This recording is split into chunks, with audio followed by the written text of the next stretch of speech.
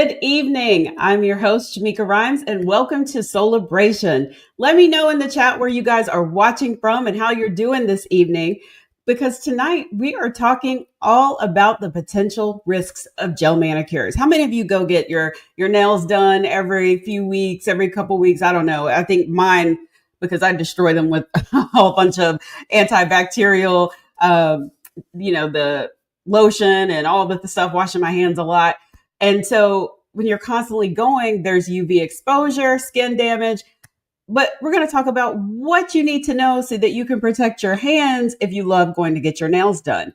So we're going to break down the myths, what UV light can do to your skin, and the steps that you can take to stay safe while enjoying those pretty nails. So let me introduce you to tonight's guest. Ryan Abedi is an advanced practice registered nurse, and she's the founder and lead injector of Misa Med Spa. And she started that company because she was so frustrated by the lack of innovation in skincare treatments and the limited choices in medical grade skincare and the outdated methods of cosmetic injectable treatments. So I love that she started her own thing and to pioneer a new approach in the aesthetic medicine industry. So let's welcome Ryan.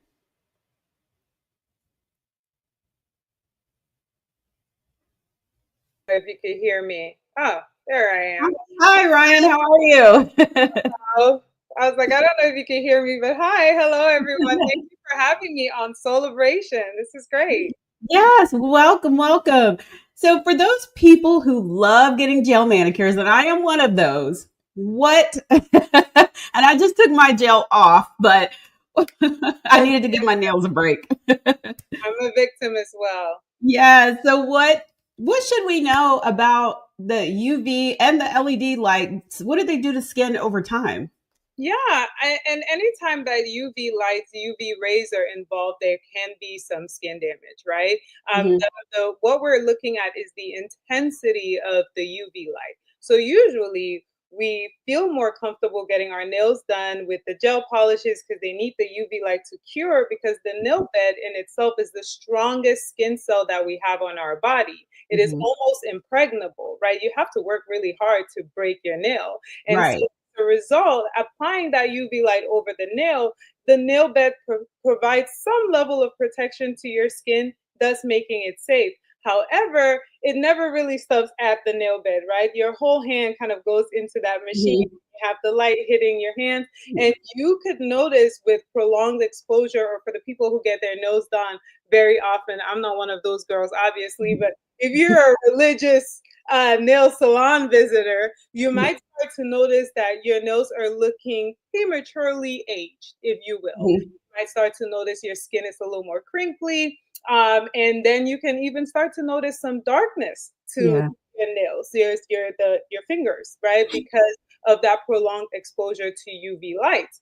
Now, there have even been some studies. There was I believe it's called JAMA Dermatology, JAMA Dermatology study that was released back in like 2014 that saw Mhm.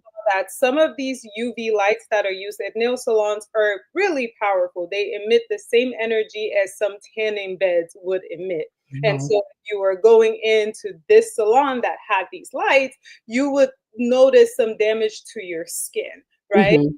So is it something that we should avoid? I wouldn't go ahead and say throw away your gel manicure, Right. no. But I'll say be more conscious of the fact that it can cause some damage to your skin. And as Mhm. such, you can be proactive about how you protect your skin from this damage.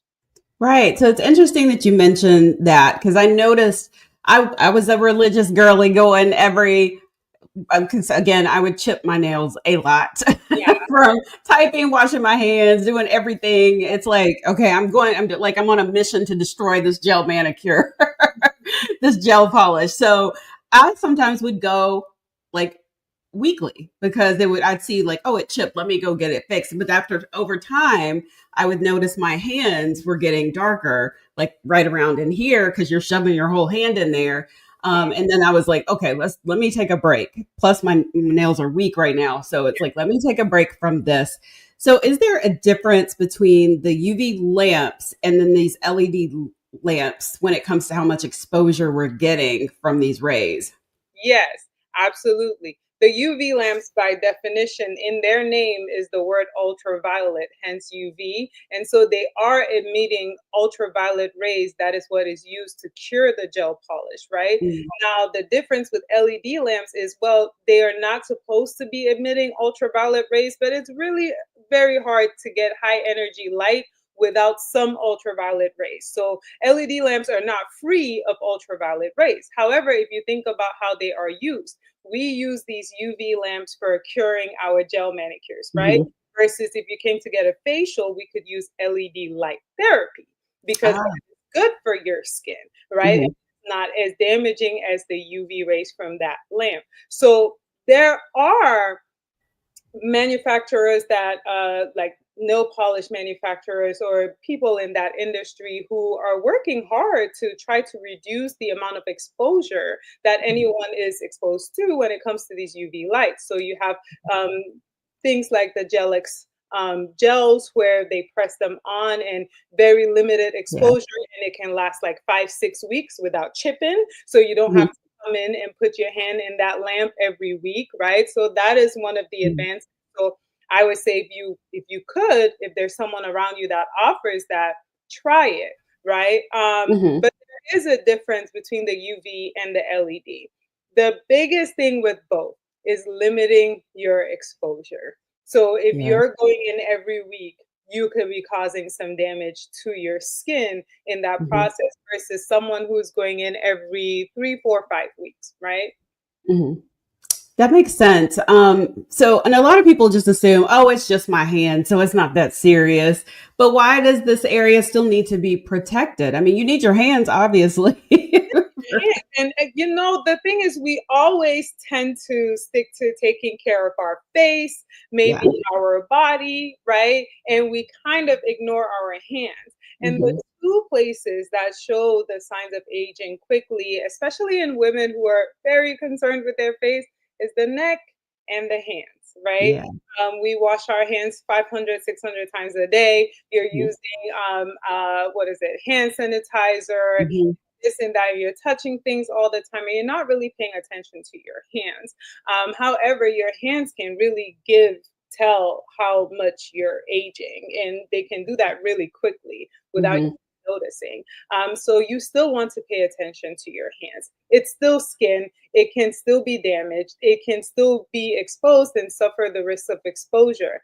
I always encourage my clients to, whenever you apply anything on your face, rub that into your hands, right? So if Yeah. you're using your moisturizer at the end of your skincare routine at night, rub that into your hands, keep your hands moisturized. If you apply your sunscreen, rub that into your hands. Pro Mhm. tip, carry around your sunscreen like it was a hand moisturizer. So whenever I Mm. wash my hands or I use hand sanitizer and I need Mm. to moisturize my hands, I just use my sunscreen. Because one thing we know for sure, our hands are going to be exposed. You're not wearing Mhm. gloves walking around, your hands are always going to be exposed. Use a very moisturizing sunscreen to take care of your hands. Well, that brings me, since you brought up sunscreen, and I literally was thinking, like, as you were talking, like going through my skincare routine at night, I'm like, nope, I don't even think to rub it in on my hands either at all. But Most what people. what would you suggest for skincare, for sunscreen? What is the best? Because I tend to quite like, I'm not sure because there's so many, There is. and it's like the SP. I'm like, wait, which one is for Black people? You never, I can never get it straight. So can you explain that to us? I think whenever you're thinking about sunscreen, you want a high SPF, right? Mhm. SPF 50 is usually where everybody should be.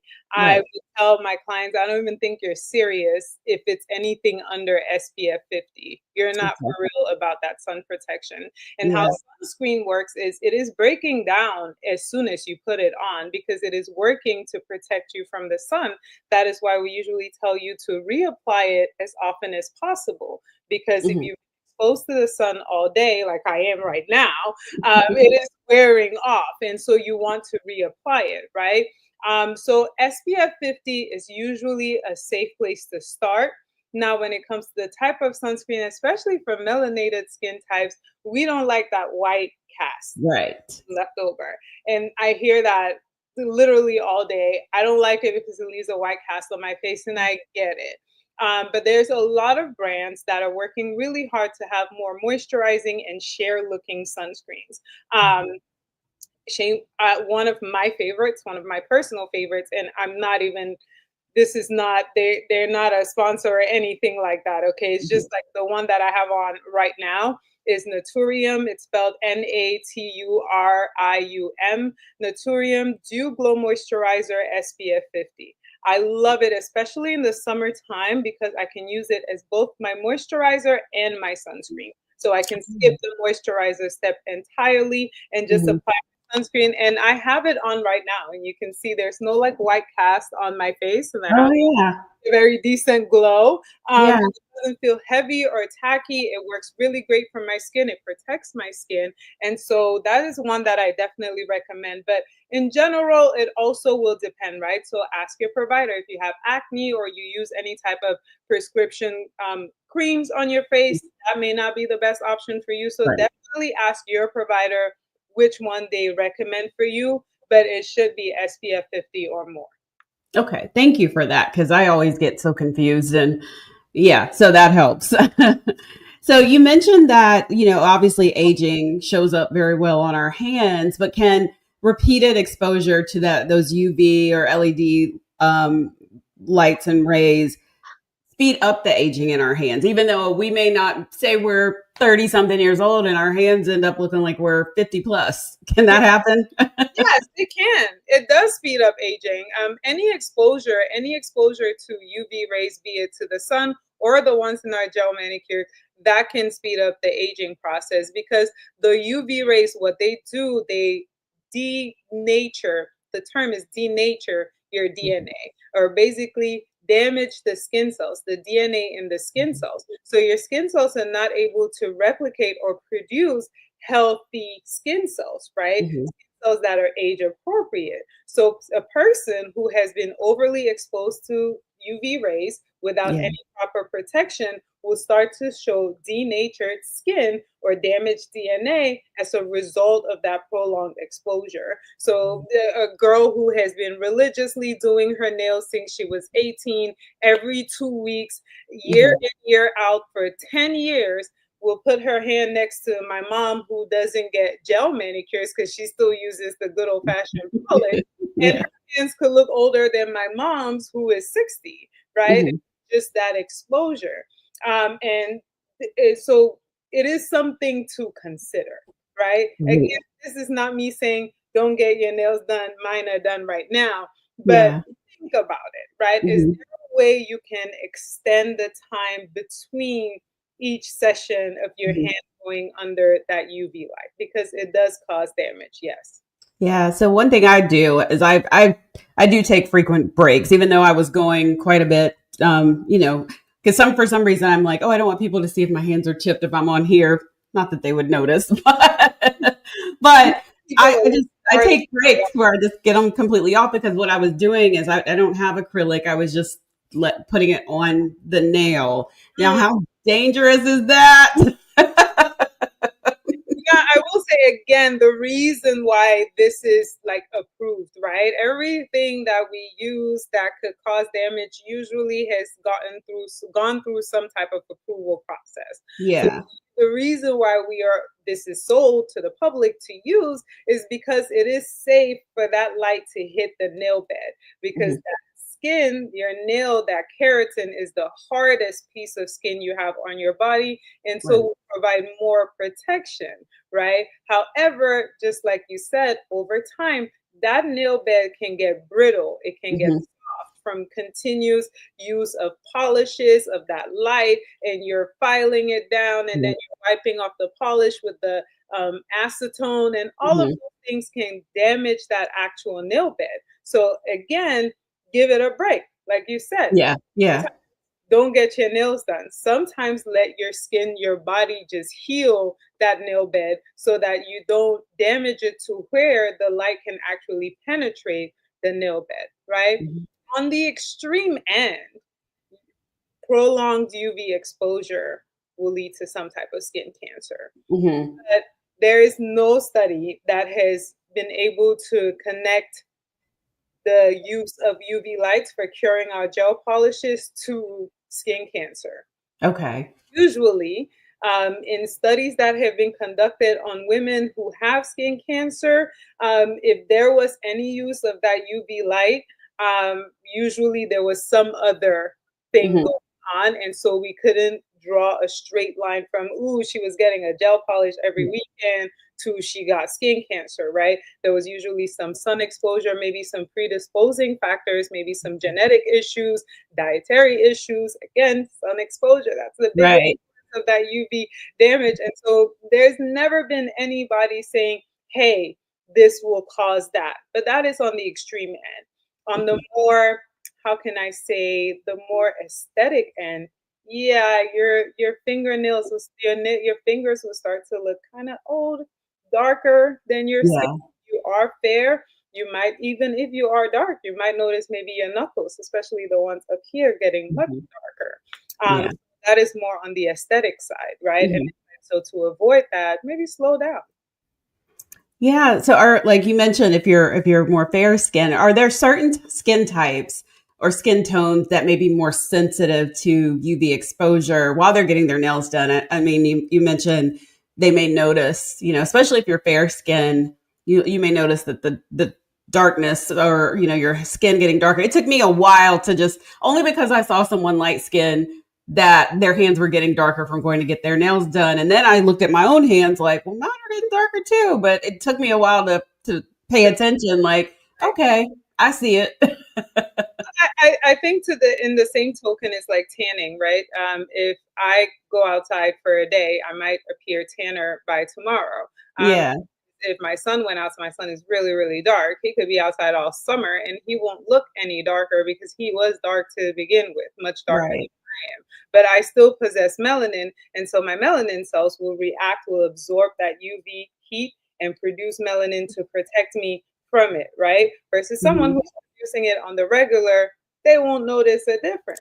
Kind of the same thing with the nail. Yeah, If I keep dipping my nails under that UV light, I might start to notice some damage faster than my darker counterparts, right? So I will say, whenever it comes to UV exposure, it might actually be safer if you can make some melanin, because the reason you're getting darker is because your skin is trying to protect you from the damage that it thinks you're exposing it to. Your melanocytes kick in and produce melanin as a way to help you be protected hmm from the UV rays of the sun. Your melanin will absorb that heat, right?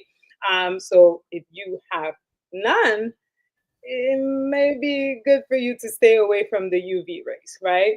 That gotcha. doesn't mean because you have a lot, you should go dipping your hands Mhm. in them every single day, but you at least have some shield, right? But that Right. shield is what is showing up as darkness, as hyperpigmentation, which Mhm. again, on the aesthetic side, we don't like that too much.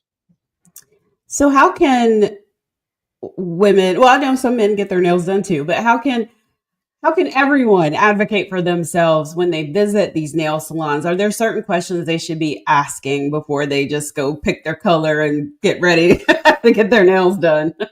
I think to the point, back to that study that I talked about earlier, the point of the study was kind of to show that a lot of the people who offer these services are not even aware of the damage that the Right. tools they're using could cause. Right? Again, Mhm. this was a study done back in 2014, so the industry has come a long way. Oh yeah. Said the people in the nail industry have been working on different things, right? So there's Mhm.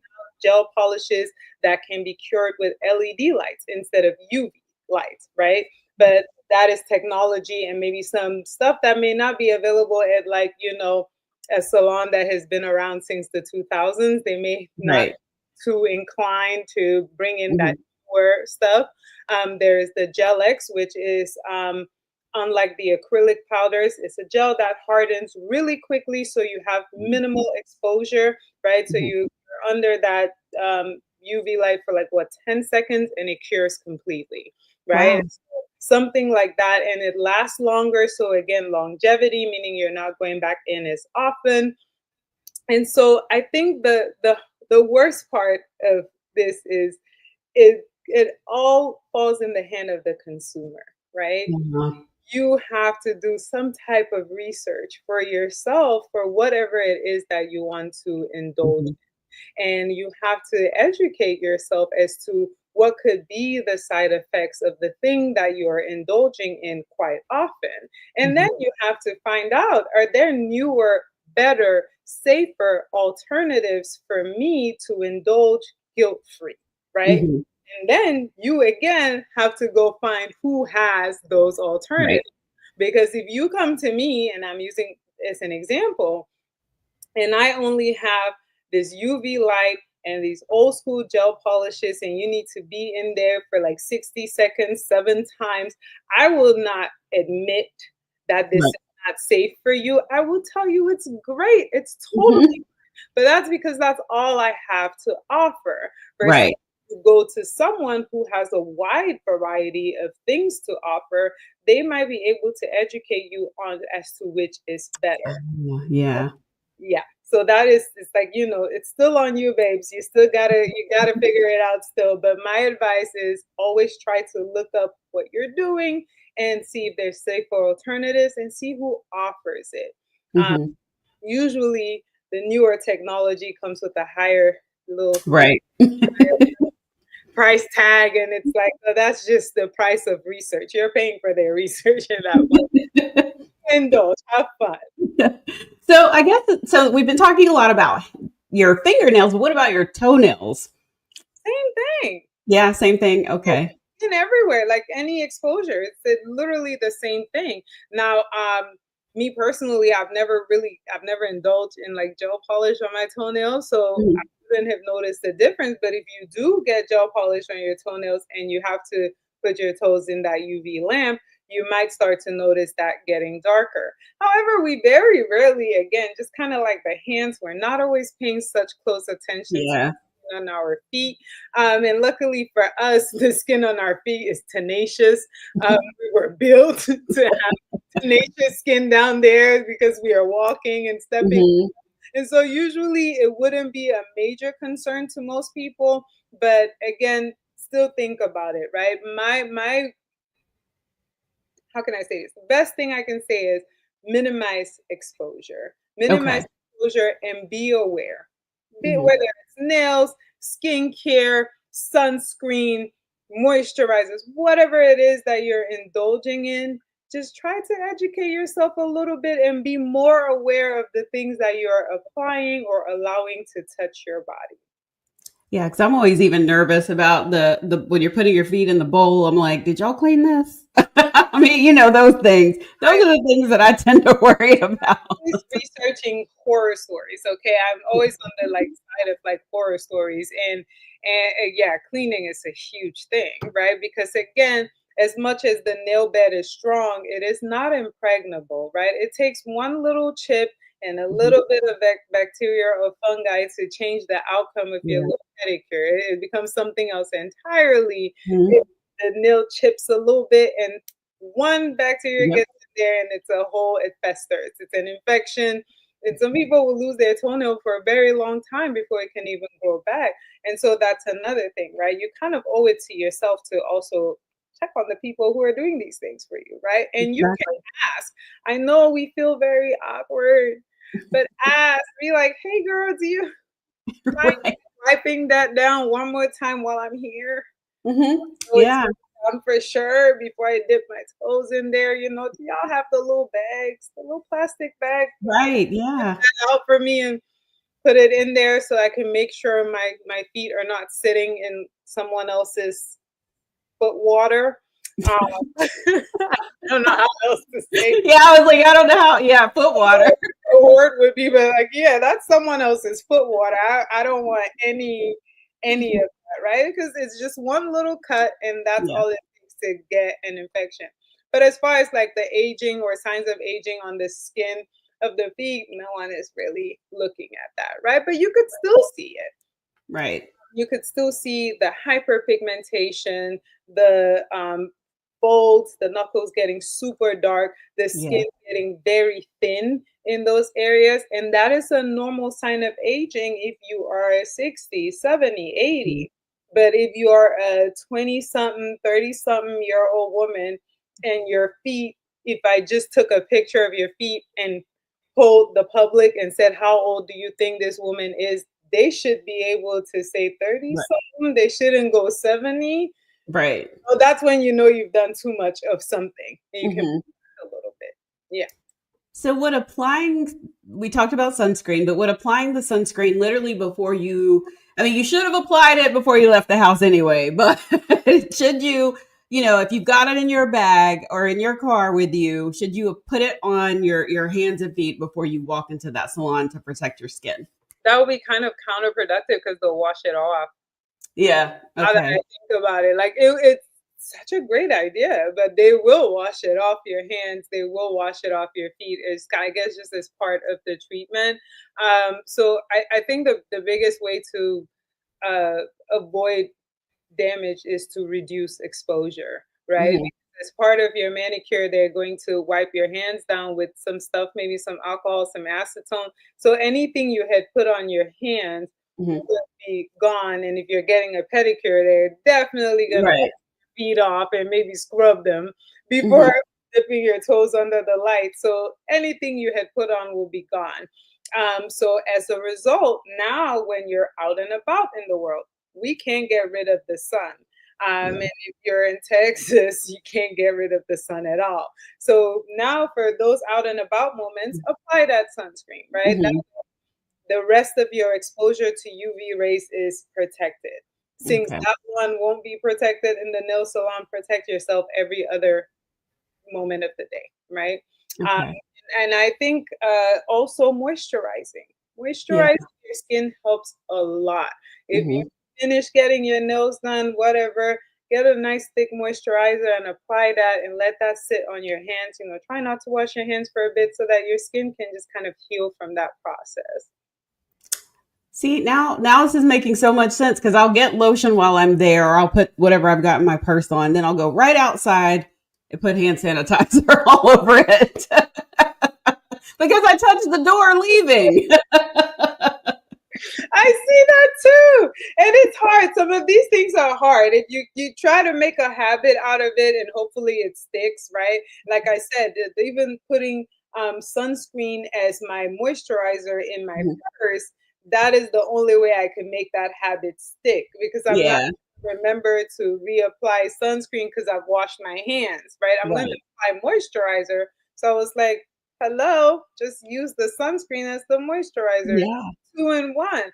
But I've made it a habit and now it's kind of stuck. And so it's something that you kind of have to like get your Mhm. brain to go along with you. Like, this is what we're doing now, girl. Right. Maybe you don't hold that door on your way out. Maybe like shove it. But Yeah, use the elbow. so that you don't feel like you have to clean your hands again. But I completely moisturizer helps. Yeah. What do you think of the UV protective gloves? Because I think it was someone I was talking to about this, and they mentioned that they wear like gloves with the fingers out, even though your fingers are still getting like the exposure, but they're trying to, I guess, protect the majority of the hand. This is the first I'm hearing of this, and I like it. If that's a Yeah. thing, I like it. I'll have to look into it to like learn more about it. But that is absolutely amazing if that exists, and I would love for every nail salon to offer that because yeah, we're not gonna stop getting gel polishes. No, we're not. That's not the alternative. So you can get some gloves. That would be great because we also have like UV protecting shields, right? Sunglasses that Mhm. the UV rays of we have UV protecting glasses, the windows on our houses, in our cars, tints. And so it is not impossible that there is a glove with that same technology infused into it to protect your skin from the UV rays, right? But still, just like with my window right here, the window of my car, the window of my house, I can still get some UV damage despite that protection. So Mhm. again, minimize exposure, right? It definitely will feel better to have that glove on and be like, okay, this is not that bad. But Right. is that a reason to go in every week? No, right? Because all technology is faulty for a reason. So, Right. but So if what that is amazing. would you suggest? I think what do they call it? The SNS instead of gel. I think it's called SNS, like the powder. See, that is, they both, none of them are perfect. Let me put it Right. that.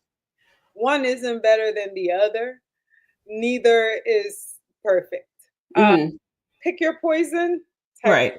right? Hmm. Where the powder will be more likely to denature your nail bed, your actual nail bed, uh, Hmm. weaken it, make it more brittle over time of just reapplying and scrubbing up and reapplying that powder and scrubbing it up. So, but the gel polish, protects your nail bed because it is a polish that's going over the bed and not kind of infusing into it. And then it's cured with that UV light and usually easy to take off without causing too much damage to the actual nail bed, right? So Hmm. this is a pick your poison type of thing. One is gonna do something to you. Which one do you prefer, right? What Yeah. damage are you willing to come out with? Me personally, I will always choose to protect my nail bed. So I will choose Hmm. anything that can go over my nail bed that will not cause any damage because we are in dangerous territory once there's damage to that nail bed. Hmm. Mhm. Yeah, I think even in college, getting the acrylic nails all the time. Like I noticed years later, I was looking at my nails and I was like, some of those little ridges are still there. Yeah, there's like it's embedded now. It's part of you. Your nails are growing with ridges and grooves in them. Hmm. Yeah. So again, as much as you can, and it, first, everybody has their thing, right? Yeah. Everybody has their thing. Nails are not my thing. I barely have the time to get these bad boys done.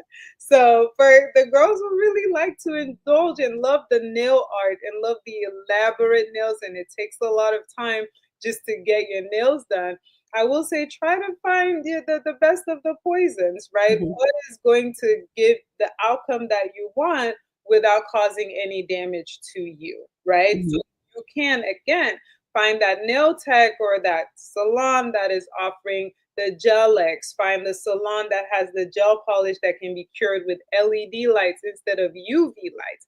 Do that little bit of research so now you can really indulge in your thing that you love without the guilt of you're damaging your skin in the process. Okay. Now, can you talk a little bit about your spa and how do you help clients balance wanting beauty treatments while protecting their skin there when they come see you? It is tough. But the biggest thing is that consultation, right?